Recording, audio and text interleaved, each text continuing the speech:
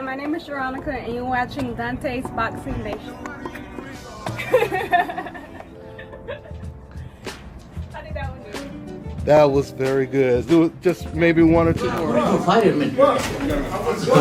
You never gonna get the fight, man. You're a horrible fighter. Horrible fighter. Horrible fighter.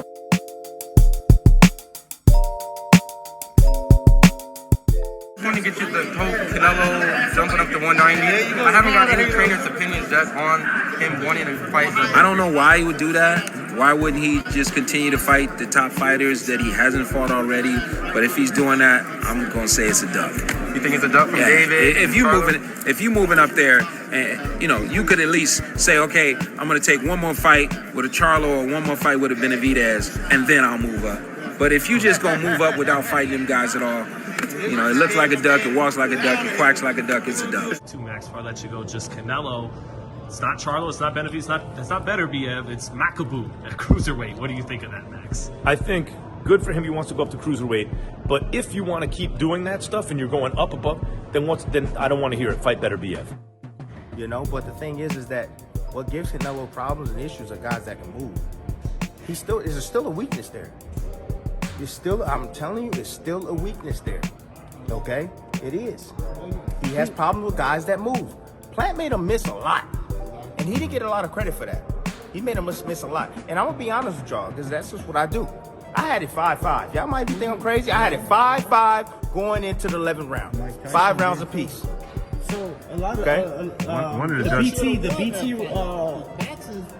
all the BT commentators had it either 6-4 or 7-3 for Plant.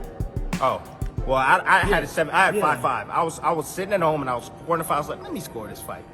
And he wasn't getting a lot. Plant wasn't getting a lot of credit for his work. He wasn't getting a lot of credit for his offense. And that typically happens when you're fighting against Canelo Alvarez, a great fighter. That typically happens. A guy that's pressing forward. He's moving forward. Yes, he is moving forward, but he's getting hit too in the process. And I thought Plant was landing some clean shots on him as well.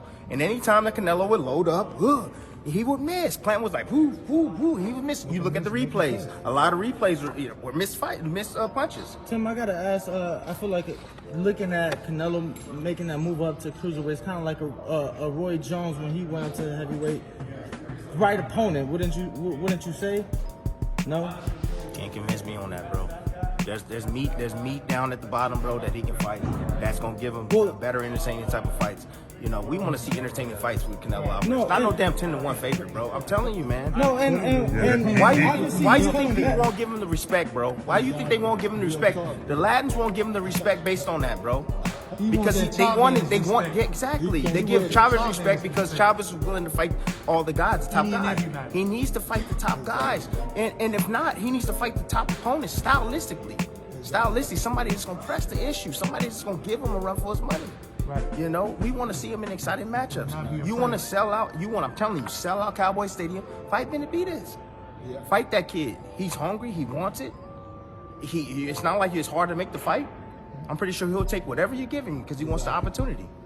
Well, that's what I was gonna say. He's coming. So obviously we know, regardless of the outcome of that fight, he's gonna come back down. I was gonna get your thoughts. Bro, why would you come up and then go back down, bro? You're gonna kill your body. Like, you gotta bulk up. It's just so much stuff you gotta do.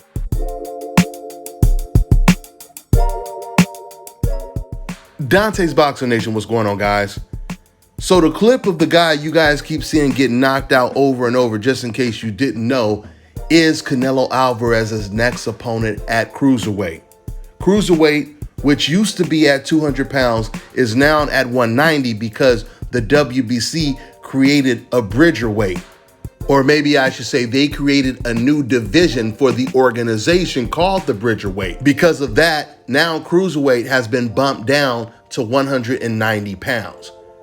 Now, before I really go in on this video, let me go ahead and quote what one more former champion said about this move that Canelo Alvarez is making.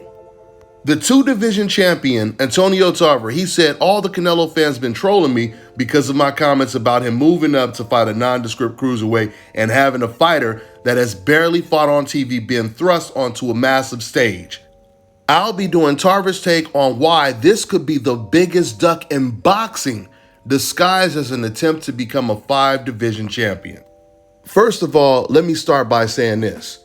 Do you see how Antonio Tarver, he started his comment off saying that the Canelo Alvarez fans are attacking him because he's exposing what Canelo is doing, right? What did I tell you guys before?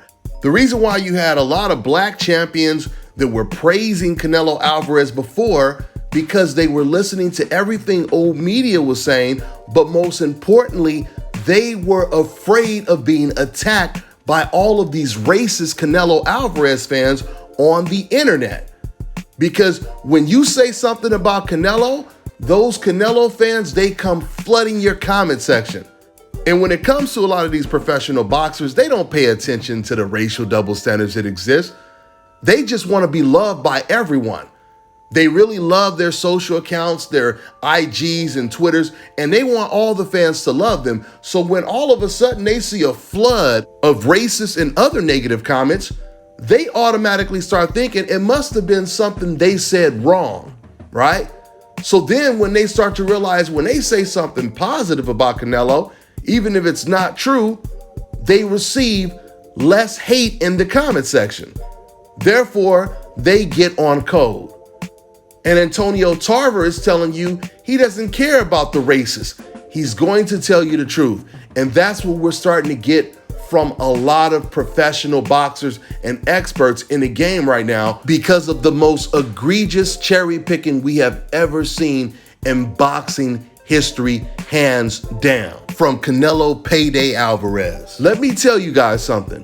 What I'm about to say is not up for debate. I'm giving you guys actual facts. I mean, you can debate who builds the best cars, who's the most beautiful woman in the world, but you cannot debate actual facts. And guys, it is a fact that we have never seen this many relevant boxers and boxing experts come out and publicly accuse a fighter of being a ducker and pulling off the biggest duck in boxing history. The closest fighter that comes to mind is Gennady Golovkin. Matter of fact, I'm going to put the link in the description box because I have rounded up a whole bunch of people that I interviewed from professional boxers. Same thing like this right here. And they all kept saying this was before Golovkin fought Canelo, because this is when around the time when old media, once again, they tried to build this man up as being this indestructible monster, right? This machine. But yet every time I interviewed professional boxers, they would say, we really don't know how good he is because he hasn't stepped up in competition yet. You know, he hasn't really fought anyone yet. So you had all of these professional boxers and, like I said, boxing experts that were saying almost the same thing they're saying about Canelo, but it was nowhere near as brutally honest as these guys were in this video that I'm playing for you guys right now. The difference is when they said it about Golovkin, once again, they were beating around the bush and they were trying to say it in a nice way. But now they're just coming straight out and saying, look, man, this is a big duck. This is this and it's that. So like I said, man, when you Canelo fans try to say, oh, you know, Floyd did the same thing. Oh, Andre Ward, he did this. When you try to compare anyone to this situation, it is an actual fact that if you compare who Floyd Mayweather fought, how old is Canelo right now? Canelo is 31 years old. Go look at who Floyd Mayweather fought when he was from the age 29 to 31. Floyd Mayweather retired, came off of a 2-year layoff, and fought pound for pound number 2, the best fighter in the world, Juan Manuel Marquez. And you can't say he was too small for Floyd Mayweather because Juan Manuel Marquez is the same man that knocked out Pacquiao at 147. And on top of that, even if you tried to make that excuse, then you would have to admit that Floyd Mayweather was too small for Canelo because Floyd Mayweather was way smaller than Canelo. Marquez and Mayweather were almost the same weight the night of the fight. Canelo was 15 pounds bigger than a Floyd Mayweather. So the same Marquez that knocked out Pacquiao, Floyd Mayweather beat him easy coming off of a 2-year layoff. Before Floyd Mayweather fought Marquez, he fought Ricky Hatton. Ricky Hatton was considered pound for pound number 4, the best fighter in the world. Why? Because Ricky Hatton had just stopped number 3 pound for pound, the best fighter in the world, Kosh the Zoo. Floyd stopped Ricky Hatton, and before Ricky Hatton, he beat Oscar De La Hoya, which is the fight that made Floyd Mayweather a superstar. Then after Floyd Mayweather beat Marquez, he fought the guy that the boxing world was demanding him to fight, which was Shane Mosley. Shane had just knocked out Margarito. Shane was also on the pound-for-pound list. That's 3 fighters that were on the top 10 pound-for-pound list. That's equivalent to a fighter beating a Lomachenko, a Josh Taylor, and a Terrence Crawford, because all of those fighters that I just mentioned right now were all on the same top 10 pound-for-pound list. Let's make another comparison. Andre Ward is another fighter that was at 168. But when Andre Ward was at 168, he was in one of the deepest divisions at the time because you had the Super 6 tournament.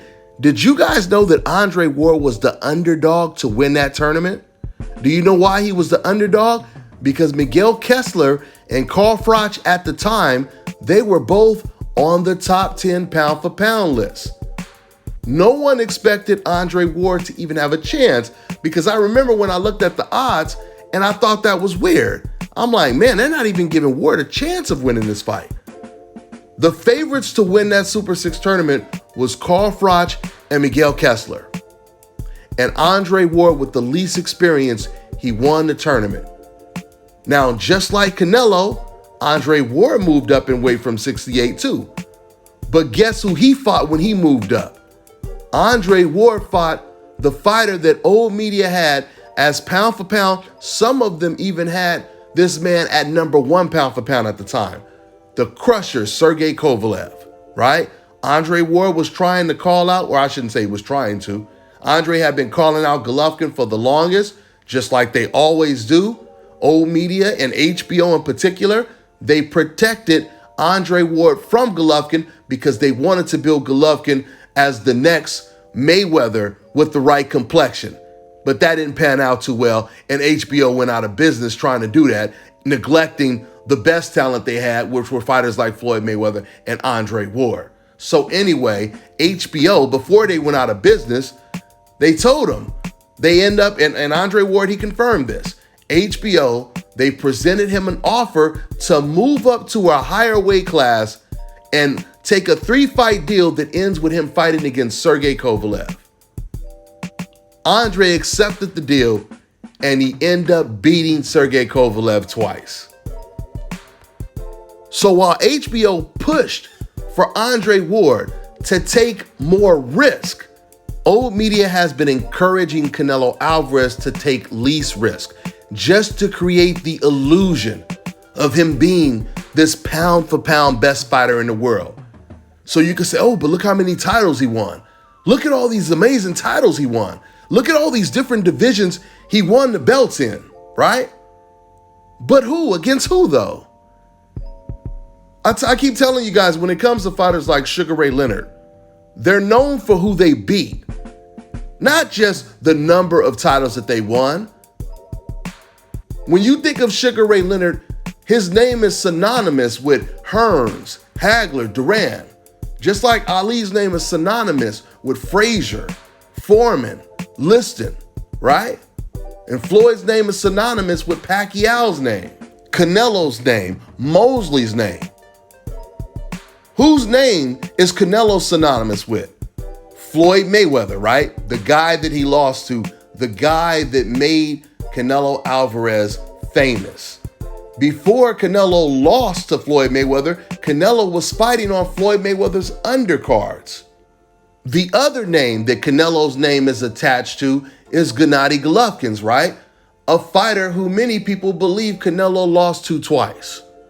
So once again, the biggest names that Canelo Alvarez has been in the ring with, he's either lost to them or the fights ended in controversy and Canelo Alvarez never came back to win another fight against that fighter to clear his name and win the fight with no controversy like Floyd Mayweather did when he fought Castillo in a rematch. Once again, if you're going to compare Canelo Alvarez to another fighter, you compare him to that fighter when they were the same age. What moves were they making when they were the same age? You can't compare a 30-year-old Canelo to the 39-year-old version of Floyd Mayweather. It doesn't work that way, right? So if you're comparing Canelo Alvarez age for age, it's Gennady Golovkin that has more in common with Canelo than any fighter, and it's not even close. Just like Canelo Alvarez, when Golovkin was the middleweight champion, Jamal Charlo was his mandatory. He avoided him. Canelo and Gennady Golovkin both had the options to fight whoever they wanted to, while fighters like Jamal Charlo and Andre were the most avoided and couldn't get these dudes in the ring. Golovkin and Canelo could pick whoever they wanted to fight, and they decided to both avoid the most dangerous black fighters, which was Andre and Charlo, and Golovkin avoided Andre Ward and Edeslani Lara. Listen, man, at the end of the day, this illusion was created by old media, this illusion called Canelo Alvarez. It was all created by old media. If they would have been doing what they did to Andre Ward, which was pressuring him to move up in weight and take on tough challenges, if they would have been doing this with Canelo Alvarez, when Canelo was avoiding champions in his own division, like Andre, when he was vacating his belt to avoid his mandatory, like Jamal Charlo, if they would have been pushing him to give the fans the fights that they really want, Canelo wouldn't even have the confidence. He wouldn't even be comfortable to pull stunts like this one. But he feels now that old media has already called him the greatest fighter of all time. They're always telling him he could fight whoever he wants. They never say, when are you going to fight Charlo, champ? When are you going to fight Andre? When are you going to fight that dangerous Benavidez? They don't say that to Canelo because they don't want him to lose to anyone. You notice every single time they interview Canelo after a fight, they never mention Charlo's name, Andre's name, Benavidez's name. But when Andre is fighting on DAZN, Chris Mannix, he asked him about a fight with Jamal Charlo and doesn't even mention Canelo Alvarez. In fact, one time, and I BS you not, Chris Mannix, he said to Andre, you know, you versus Charlo is like one of the biggest fights in boxing.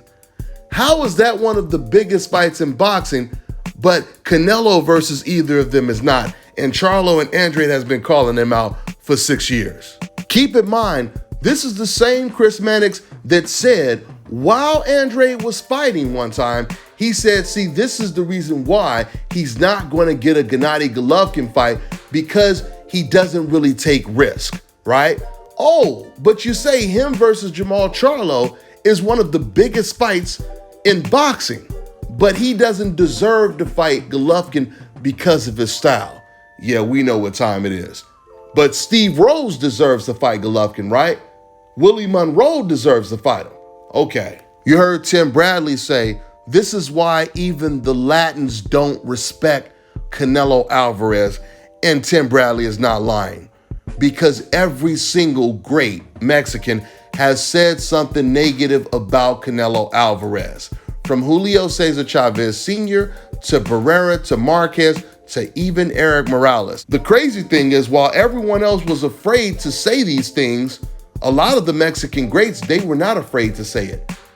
They had been corroborating everything you guys have heard new media say for years. But now everyone is starting to say it. And it's going to be much harder for old media to protect Canelo Alvarez, because now people are starting to see, once again, Canelo Alvarez, he only has one trick, and everyone already figured it out. That's all I got for now, guys. I'm on to the next one. Fellas, I've got some great news for you. If you've lost your hair or have a receding hairline, the time has come when you can finally get your hairline back through a process called scalp micropigmentation. So here's how it works. It's a hair tattoo that replicates the look of your hair follicles when you have fully shaved it down. So to get this hookup, make sure you follow and contact my man ScalpCarolinas on Instagram. Contact them at 704-499-3471. And make sure you follow them on Instagram. All right, now check this out, guys. If you're looking to repair eczema scars, burns and bruises, dark spots and blemishes, then this right here is the perfect product for you guys. It's called Elo Diki Face and Body Oil. Athletes and top-ranking boxers, they're also using it after training to reduce swelling, inflammation, and to ease the pain. So get yours today. Go to elodiki.com, like them on Facebook, and follow them on Instagram.